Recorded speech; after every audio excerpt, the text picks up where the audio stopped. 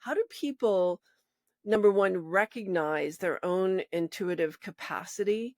And then how do they learn to start listening to it and being guided by it? I think is the big question.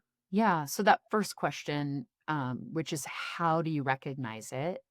Uh, the way that all of us translate, the way our bodies translate, some people think of intuition as coming from outside of us, but it doesn't. So I think that's probably one of the biggest kind of misconceptions about intuition is we do all of this kind of like research and work about who's talking to me. Is this my great aunt Gertrude who passed away when I was a kid?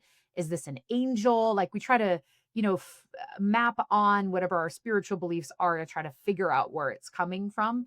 And why that matters is because if you recognize that it's coming from you, then it makes it a little bit easier to trust because it's not coming from anywhere else but like deep inside of you, like you're talking about, Mhm. right?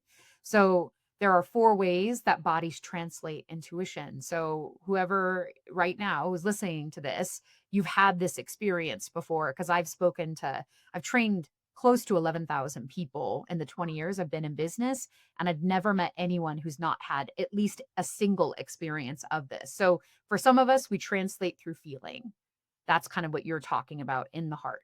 I am not a feeler. I don't translate through feeling. Some people hear something, right? So if you've ever been with somebody that is whip smart, but also like the best BS detector you could imagine, they're probably hearing the truth or the not truth in what someone's saying.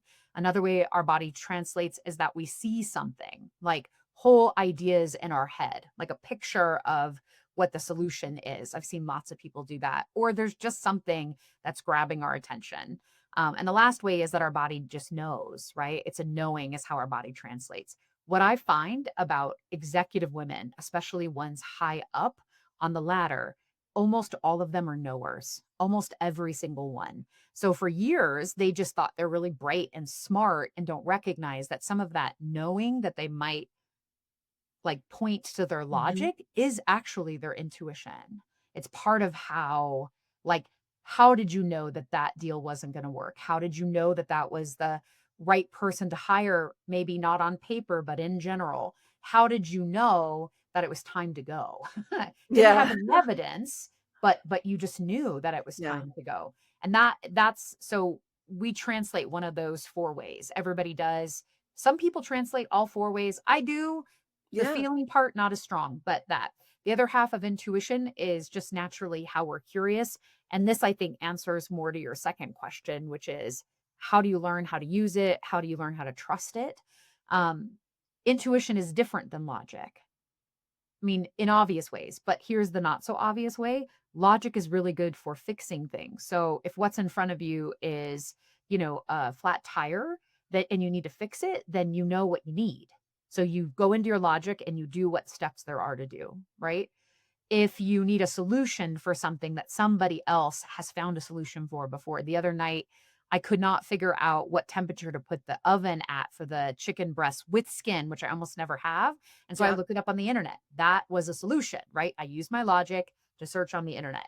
And then the last reason is that to be able to and legitimately avoid making a mistake. Like we Mhm. need more information. So that's what logic is really, really good for. Intuition is good for totally different things, and this is why it matters to have this conversation is the way that you can trust it is by using it for the thing it really inside of ourselves it's designed for. So, intuition is for information, it's for insight, and it's for clarity. What I mean by that is when you are looking at something like starting a business when you've never won one before, you need information not so that you can fix something, find a solution, or avoid messing up, but actually information, deeper information about yourself, about the market. Yes. Intuition cuts through junk, like you said, like that feeling in your heart. Sometimes we have way too many options and we need to narrow them down. And we have too much information in that moment, and our logic is messing it up.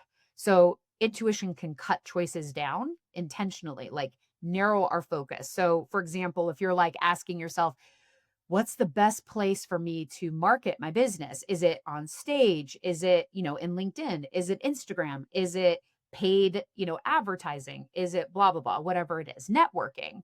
And then you have all these choices that all seem good. How do you narrow in on the one that's most in alignment, right? Aligned action, most in alignment in that moment with the results you want to produce? Intuition's good for that. And then the last place that intuition's awesome for is in the moment you're making a decision because it gives insight. So if we're attached or have fear about how it's going to turn out, we will talk ourselves into and out of things, which Yeah. we've all done. Yes, everybody does all the time because, we're all full of fear. I mean, we don't even realize how much fear we're full of.